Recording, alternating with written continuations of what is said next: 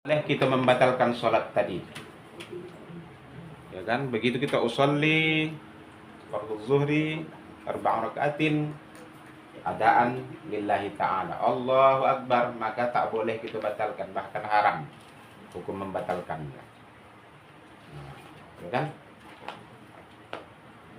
Kecuali ada pengecualian, kecuali beberapa hal.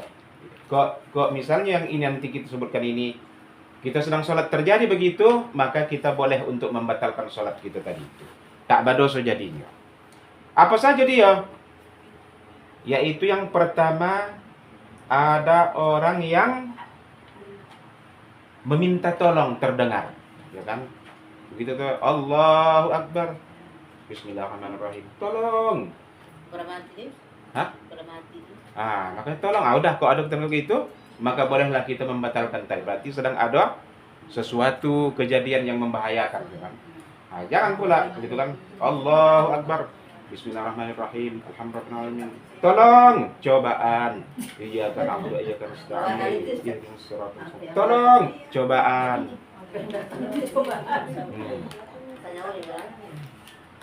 Jangan pula lagi begitu kan, cobaan, ya. Jadi kalau terjadi seperti ini, maka kita tadi itu tidaklah berdosa membatalkan sholat tadi itu. Dan bahkan katanya lebih baik dibatalkan, entah yang bisa menolongkan begitu umpamanya, ya kan? Misalnya ada orang yang terjatuh ke sumur atau ke sungai, ya kan? Anak-anak mandi-mandi, awak sedang sholat, tiba-tiba orang minta tolong, rupanya sudah ada kejadian yang jatuh ke sungai begitu. Atau ada orang yang diserang hewan yang membahayakan, binatang buas misalnya, maka terdengar seperti itu, bolehlah kita membatalkan sholat kita tadi. Kemudian sebab selanjutnya adalah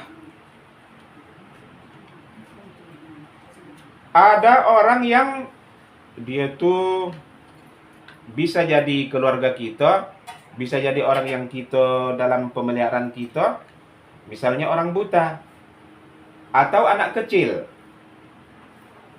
yang ditakutkan sekitar kita itu misalnya ada parit begitu. Sementara mereka ini tadi misalnya kita entah lupa menutup pintu atau lupa menutup pagar, ya kan, dikhawatirkan takut keluar sementara kita sudah sholat. Jadi kalau ada perasaan seperti ini timbul, nanti bajaya jatuh nanti gitu, maka bolehlah kita membatalkan sholat kita tadi. Ya kan?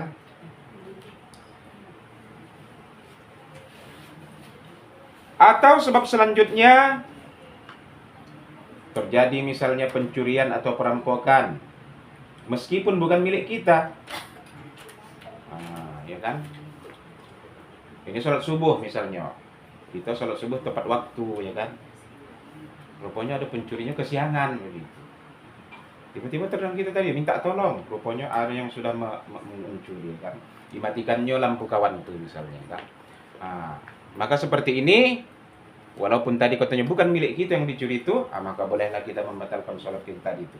Paling tidak pertolongan kita membantu menambah minta tolongkan, ya kan? Biar makin banyak orang yang datang untuk bisa menggagalkan pencurian tadi itu, ya kan? Walaupun kita tak mampu untuk menghadang pencuri misalnya. Kemudian sebab selanjutnya, kekhawatiran seorang ibu terhadap anaknya atau takut tempat air yang mendidih atau air panas misalnya tumpah atau masakan menjadi gosong misalnya. Jadi tadi ini seorang ibu rumah tangga nih, dia melaksanakan sholat, tapi anaknya yang misalnya baru merangkak lah, ya kan, kesana sini gitu.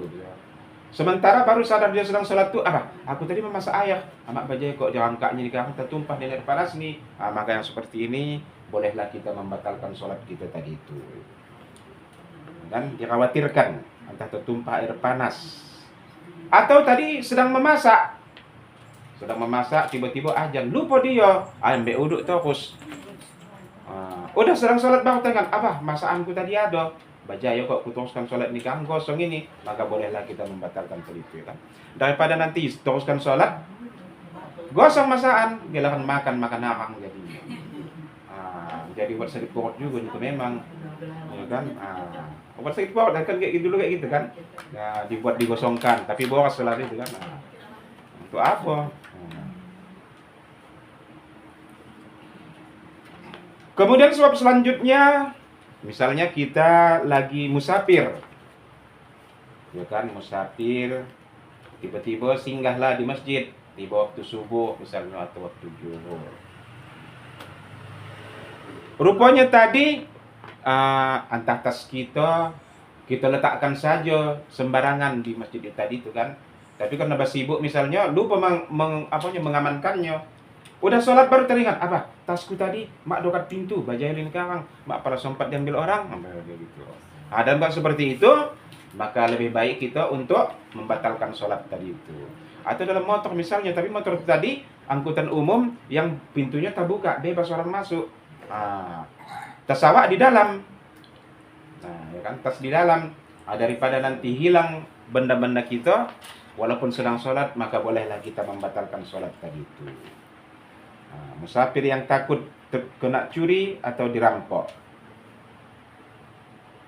Kemudian sebab selanjutnya adalah yaitu kebolehan untuk membunuh binatang berbahaya. Makanya kita kalau sholat itu tidak boleh memejamkan. Makruh hukumnya kita sholat memejamkan mata. Mengapa? Karena nanti kalau kita pejamkan mata, entah ada datang lipan atau kalau pejamkan juga mata ya kan. Rupanya dari tempat sujud awak diontok. Begitu sujud udah baru tak saja kuning itu sana. Jadi kalau nang kita kira ini harus dibunuh karena membahayakan, lebih baik batalkan sholat tadi, ambek kok nampaknya nyapu, gonyokkan, mati ya kan. Bolehlah kita membatalkan sholat tadi. Mengapa? Karena itu tadi binatang yang membahayakan. Kemudian takut hewan peliharaannya lari. Ini biasanya orang suruh punya peliharaan ya kan, entah kucing ya kan, kucing itu baru dapatnya. Jadi kan biasa itu dikurung saja lah pula. Kalau nendang rumah tak boleh pintu terbuka. Asal terbuka pintu lari dia. Tak ingat awak sembahyang awak. Sedang sembahyang baru tak ingat, amak tadi pintuku terbuka. Ini baju ini kucingku nih. Keluar dari kahang kawan-kawan sampai nih.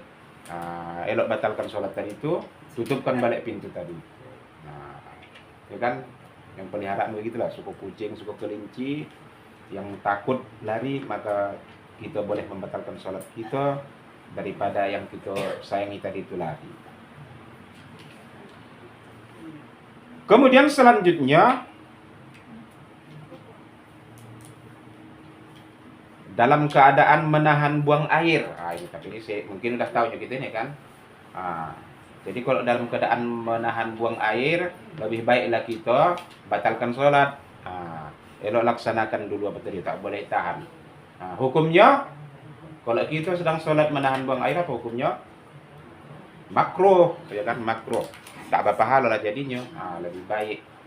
Walaupun sudah 2 rakaat misalnya kan, tiba-tiba mendesak, eloklah batalkan sholat tadi itu. Walaupun misal berjamaah, tertinggal jamaah tak apa-apalah. Mengapa? Daripada makruh untuk apa? Lebih baik batalkan. Kemudian karena panggilan orang tua.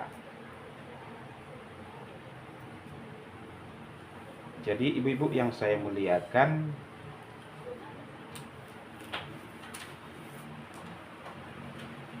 apabila awak dipanggil orang tua awak dalam keadaan sholat, kalau sholatnya sholat sunnah, maka bolehlah kita membatalkannya.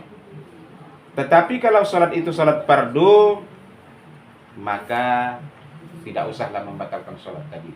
Ya kan? Ini ada sedikit pengecualian tentang panggilan orang tua. Jadi kalau dia sholat sunnah, maka boleh kita batalkan. Tetapi kalau sholat fardu, lebih baik tidak usah kita batalkan. Kecuali dalam keadaan darurat. Ya kan? Entah dia minta seberangkan misalnya, dipanggilnya nama, tolong seberangkan aku. Lambat datang, takut menyeberang sendiri dia misalnya. Kalau begini pula, maka bolehlah kita membatalkan sholat kita tadi. Jadi ibu-ibu, saudari-saudari yang saya muliakan, ini nih sajalah yang sebab yang membolehkan seseorang itu untuk dapat membatalkan sholatnya. Selain dari ini, maka tidak boleh kita membatalkan sholat, haram hukumnya, kecuali ini sajalah penyebabnya. Ada berapa poin tadi itu ya? 1, 2, 3, 4, 5, 6, 7, 8, 9. 9 poin penyebab